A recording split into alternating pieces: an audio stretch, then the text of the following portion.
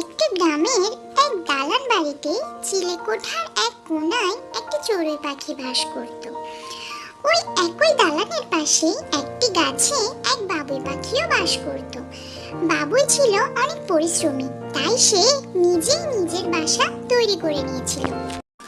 অন্যদিকে চড়াই দালান কোঠার চিলে ঘরে ছিল বলে তার অনেক অহংকার ছিল। সে একদিন উড়তে উড়তে বাবুই পাখির কাছে এলো।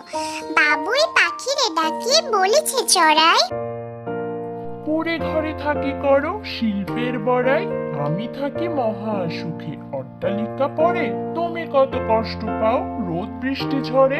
বাবুই হাসিয়া কহে, সন্দেহ কি তাই, কষ্ট পাই তবু থাকি নিজের বাসায়, পাকা হোক তবু ভাই পরেরও বাসা, নিজ হাতে গড়া মোর কাঁচা ঘর খাসা।